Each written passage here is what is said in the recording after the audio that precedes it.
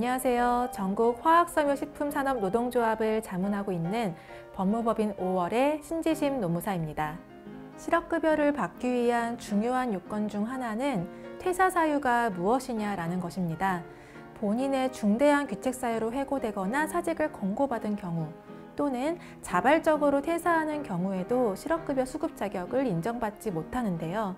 예외적으로 자발적으로 퇴사해도 실업급여를 받을 수 있는 경우가 있습니다. 오늘은 그 예외적인 사유가 무엇인지에 대해서 이야기해 보겠습니다.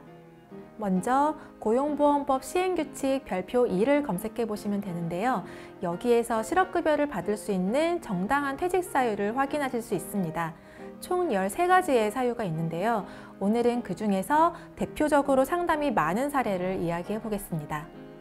연봉협상에서 임금이 많이 삭감된 경우 실업급여 대상이 될 수 있을까요? 연봉 조건을 제시하는 과정에서 합의가 이루어지지 않아서 퇴직하는 경우에는 실업급여 대상이 되지는 않습니다. 자발적인 퇴직으로 보기 때문인데요. 그러나 회사가 연봉 협상 과정에서 일방적으로 연봉을 삭감해버린 경우에는, 즉 당사자 동의를 얻지 않고 종전의 임금을 삭감해버렸다면 실업급여 대상이 될 수 있습니다. 다만 그 얼마나 삭감을 했는지 그 기준이 정해져 있는데요. 기존의 임금보다 20% 이상 차이가 나야 실업급여 대상이 될 수 있습니다. 이때 삭감된 임금 기준은 총액 기준이 아니라 통상임금이 기준이라서 총액이 감소했다고 해서 무조건 인정되지는 않습니다. 따라서 임금 삭감이 어느 항목에서 이루어졌는지도 확인이 필요합니다. 임금이 체불되는 경우 실업급여 대상이 될 수 있을까요? 임금이 체불되는 경우에도 실업급여 대상이 될 수 있습니다. 하지만 체불 기간과 체불된 금액의 기준이 정해져 있는데요. 우선 퇴직일 이전 1년 이내에 2개월 이상의 임금 체불이 있어야 합니다. 2개월 이상의 임금 체불이란 이런 경우를 말합니다.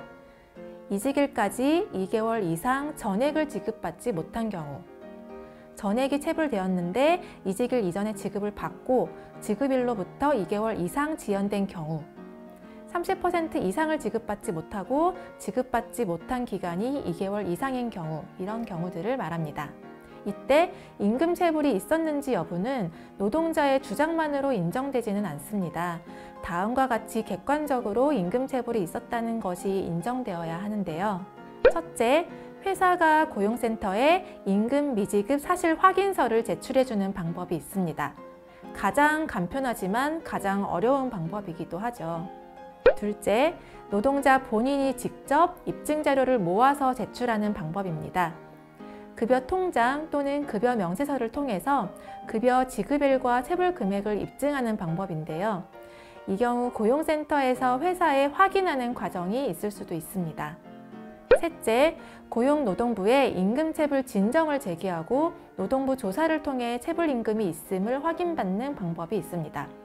가장 확실한 방법이긴 하지만 시간이 다소 걸리는 문제가 있습니다.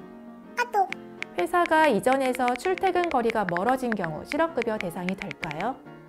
출퇴근 거리가 멀어져서 통근이 곤란하다고 판단하는 기준은 통상의 교통수단을 이용했을 때 사업장으로의 통근 소요시간이 왕복 3시간 이상인 경우를 말합니다.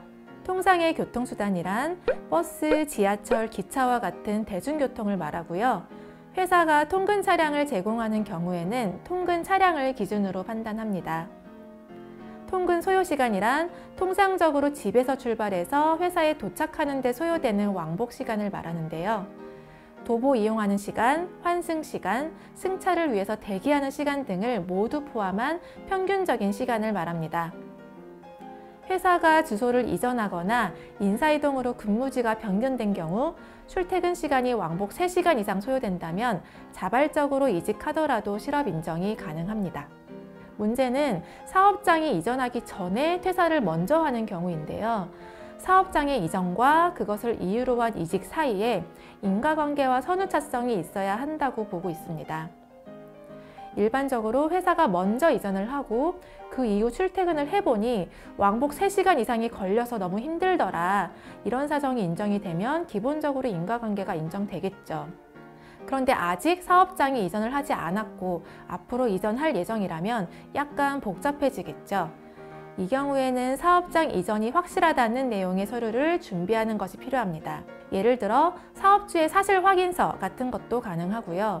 사업장을 이전한다는 회사의 공고문이나 이메일 등을 확보하는 것도 도움이 될 것입니다.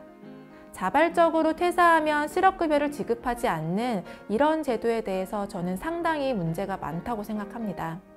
형식적으로는 내가 회사를 그만두는 형태이지만 사실 내용적으로는 더 이상 일하기 어려운 여러 가지 이유가 있어서 그만두는 경우가 대부분인데요. 사회가 이런 경우까지 보장해주지는 못하고 있는 거죠. 게다가 그나마 받을 수 있는 사유에 해당이 되더라도 실업급여를 받기까지 요건이 너무나 까다롭기 때문에 상당 과정에서 포기하시는 경우도 많습니다. 노동자들이 더 나은 일자리를 선택할 자유와 생활에 대한 걱정 없이 구직할 수 있는 자유가 많이 확대되었으면 합니다. 오늘 이야기 마치겠습니다.